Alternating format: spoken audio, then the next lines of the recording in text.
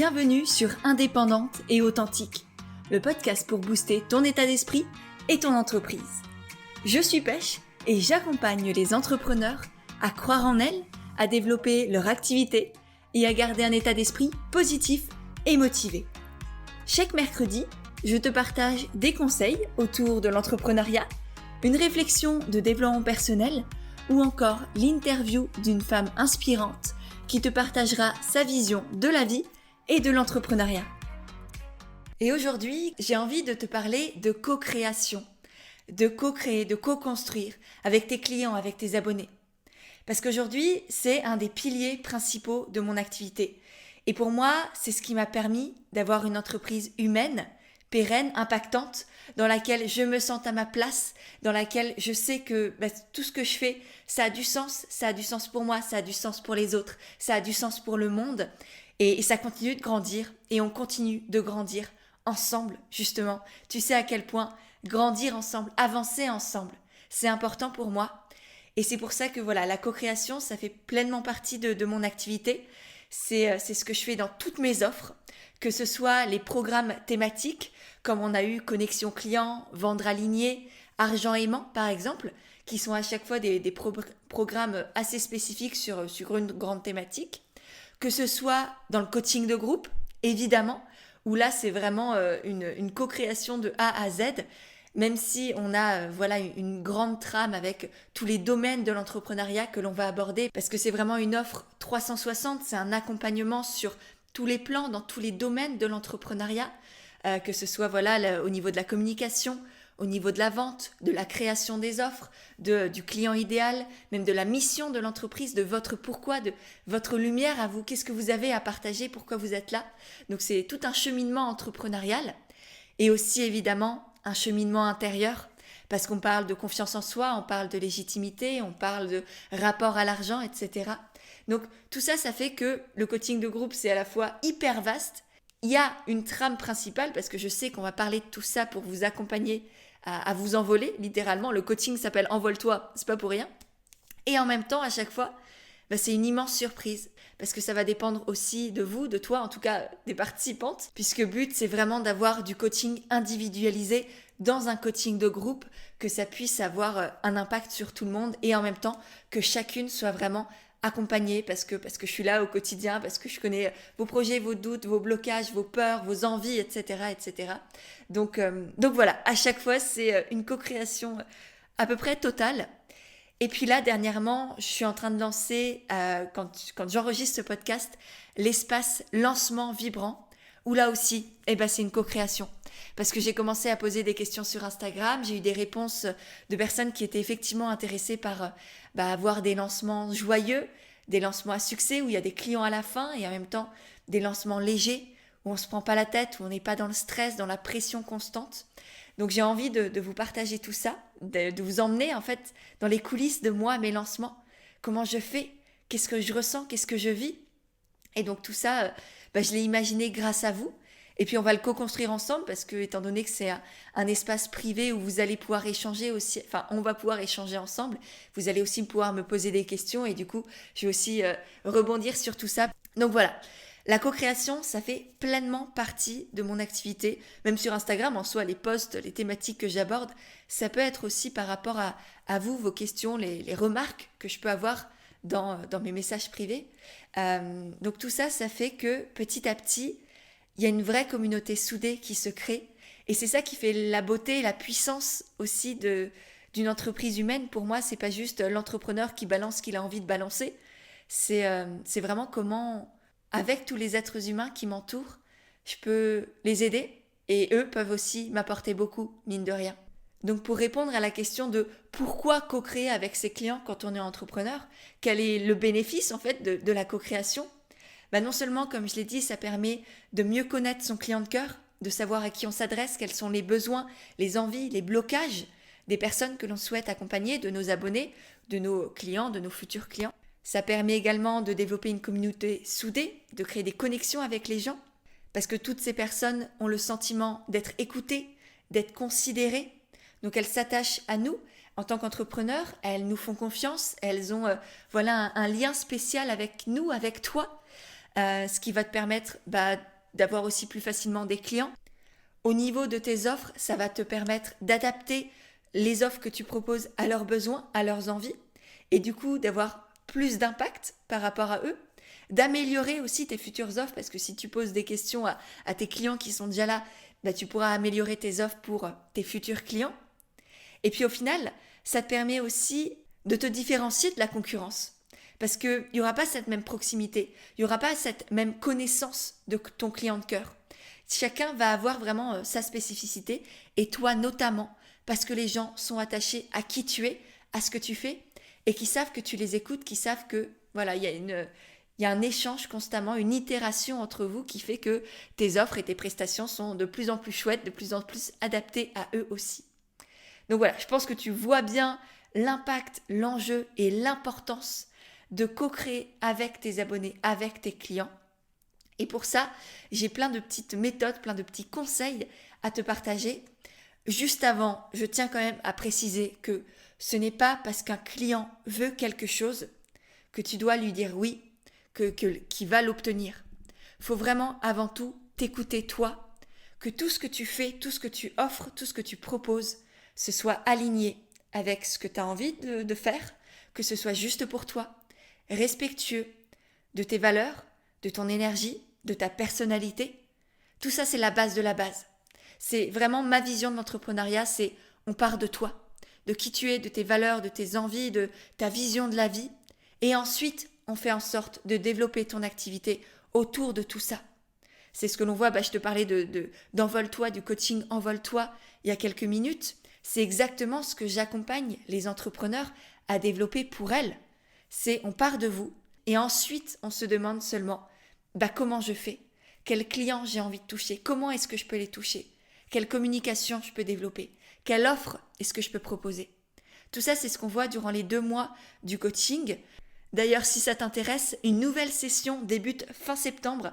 La moitié des places sont déjà parties, mais si tu as envie que je t'accompagne à lancer, développer ton activité, n'hésite pas à m'envoyer un petit message sur Instagram, c'est le plus simple honnêtement, @pêche&églantine. Tu auras le lien dans la description de ce podcast, et comme ça on pourra échanger sur tout ça. Donc voilà, bref, fin de parenthèse. Oui, ce que je disais, c'est que le plus important, c'est que ce soit juste pour toi, ce que tu crées. Donc, si un de tes clients ou un de tes abonnés te demande quelque chose que tu n'avais pas prévu et qui n'est pas juste pour toi, tu as le droit, voire le devoir, selon moi, de dire non. Et puis, si tu trouves que c'est une bonne idée, que oui, ça te branche bien et que ça résonne à l'intérieur, alors oui, go, allons-y et partons pour cette co-création. Donc voilà, cette précision est de forte grande importance pour moi et je voulais vraiment te la partager avant de te transmettre tous les conseils que j'ai. Et justement, maintenant, comment est-ce que concrètement on fait pour co-créer avec nos clients ? Pour moi, il y a 3 grandes phases, 3 grandes étapes si tu veux. Il y a la partie avant que la personne ne devienne cliente chez toi, parfois avant même que tu crées tes offres. L'importance, ça va être de récolter des données, des informations sur les personnes qui te suivent, les personnes que tu as envie de toucher, d'accompagner. Et donc pour ça, tu peux soit récolter des données quantitatives, c'est-à-dire auprès d'un grand nombre de personnes, plusieurs dizaines, plusieurs centaines, peut-être plusieurs milliers de personnes, si tu as une grande communauté déjà.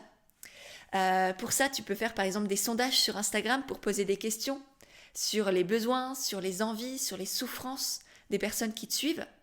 Par exemple, une question qui est très récurrente, qui peut t'apporter pas mal d'aide, c'est qu'est-ce qui vous bloque en ce moment ? Qu'est-ce qui est vraiment important pour vous ? Qu'est-ce qui vous empêche peut-être de dormir la nuit ? Qu'est-ce qui est lourd pour vous et que vous auriez envie de changer ? Et donc, en posant cette question-là, tu auras plein d'informations et ça te permettra de savoir, voilà, c'est quoi ce qui est vraiment urgent et important dans la vie de tes abonnés aujourd'hui. Tu peux également proposer un questionnaire dans ta newsletter, si tu en as une. Du coup, faire un questionnaire un peu plus complet avec 5-6 questions. Il ne faut pas non plus avoir trop de questions parce que sinon les personnes se découragent très vite. Mais ça va te permettre du coup d'avoir des données quantitatives avec des réponses assez succinctes, mais qui peuvent toujours te permettre de co-créer quelque chose pour et avec les personnes de ta communauté. Et ensuite, sinon, toujours avant, tu peux aussi récolter des données qualitatives.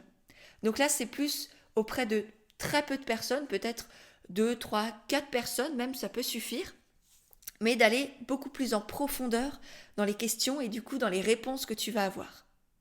Et donc pour ça, tu peux par exemple poser des questions en message privé sur Instagram, sur Facebook, sur tes réseaux sociaux divers et variés, pour vraiment créer une conversation en fait avec la personne et aller comprendre comment elle fonctionne, qui elle est, quelles sont ses envies, quels sont ses besoins, ses blocages, etc.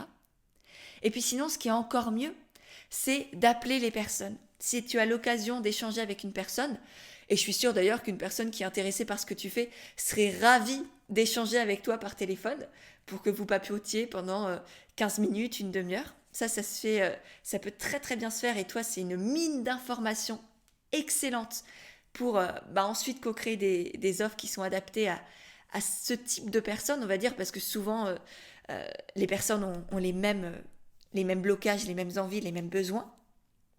Et ce serait très intéressant. Donc là, récolter des données quantitatives et qualitatives, c'est plutôt ce qui se fait avant de créer une offre ou que la personne embarque avec toi en tant que client. Ensuite, il y a aussi pendant l'offre, pendant que tu délivres ta prestation, ton accompagnement, ton coaching, la thérapie que tu proposes à la personne. Pour ça, la première étape, ça va être de créer l'espace pour que la personne puisse s'exprimer. Et donc vraiment être clair et explicite sur le fait que tu es ouverte à des propositions, à des améliorations potentielles.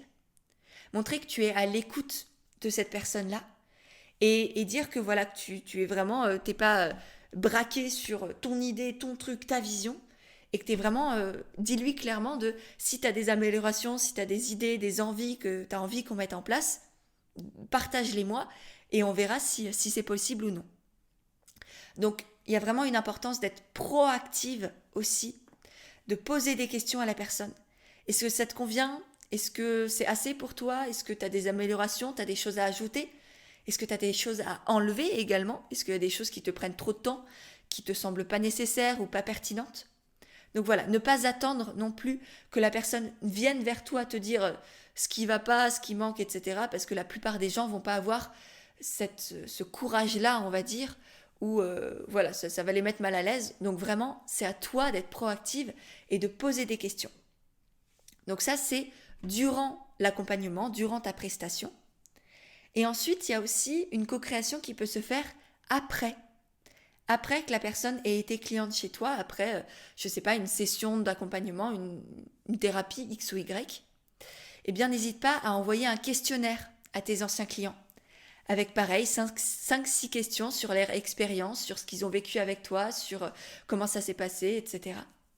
Tu peux aussi poser des questions directement en individuel à la fin des séances et faire évidemment des propositions de « tiens, j'ai eu cette idée, est-ce que ça t'aurait plu qu'on ait ça durant notre accompagnement, notre thérapie ? Qu'est-ce que t'en dis ?» Donc toutes ces informations que tu vas avoir récoltées avant, pendant et après avoir eu tes clients en prestation, eh bien ça va te permettre de co-créer les offres avec eux, de les adapter à eux et de les améliorer constamment. Et du coup, d'amplifier aussi le bouche à oreille, d'amplifier la fidélité de tes clients, parce que s'ils savent que tu prends en compte leurs remarques, eh bien, ils auront beaucoup plus envie de revenir. Et pour te donner un exemple concret de comment moi je fais, eh bien, c'est exactement ce que je suis en train de faire pour l'espace lancement vibrant, dont je t'ai parlé tout à l'heure. C'est-à-dire qu'au début, j'ai commencé par déjà avoir l'idée, c'est-à-dire que là, je suis en train de préparer 2 beaux lancements qui arrivent en septembre 2022, notamment le coaching Envole-toi qui revient.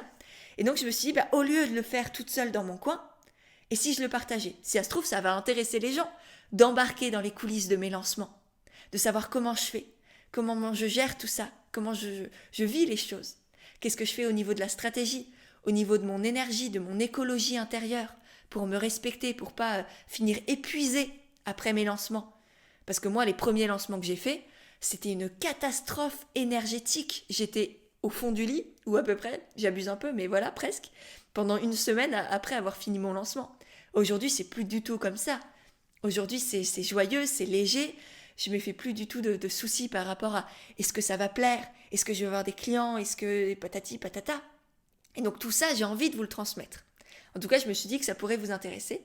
Donc du coup, j'ai posé des questions sur mon compte Instagram en story. J'ai posé des questions également sur mon canal Telegram, qui est un espace vraiment privé où là je partage vraiment les coulisses, mes réflexions, voilà ce que je peux pas dire forcément sur Instagram. C'est un espace que j'aime beaucoup, que je t'invite d'ailleurs à rejoindre si tu n'y es pas encore, parce que si tu aimes les épisodes de podcast, clairement tu vas adorer tout ce que je partage sur Telegram, parce que c'est plein de petits audios assez courts avec à chaque fois des conseils, des réflexions, etc. Donc je te mets aussi le lien dans la description de ce podcast. Donc voilà, j'ai commencé par poser des questions.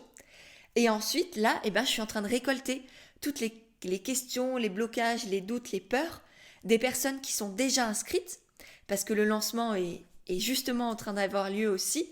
L'espace est ouvert du 16 août au 30 septembre.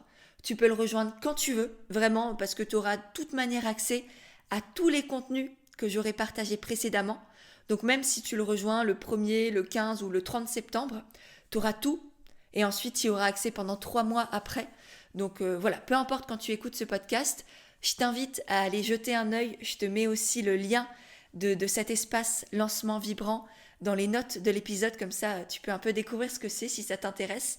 Si tu as envie toi aussi de faire des lancements à succès, dans la joie, dans l'intégrité et dans le respect. Mais voilà, et puis après ce lancement, je vais aussi faire un petit questionnaire de retour pour savoir ce que ça a apporté aux personnes, si ça a plu ce type d'espace, et puis si ça se trouve, j'en referai. Donc voilà comment moi je fonctionne. J'espère vraiment que cet épisode de podcast t'a plu, t'a donné des idées aussi pour toi, faire de la co-création avec tes clients, avec tes abonnés.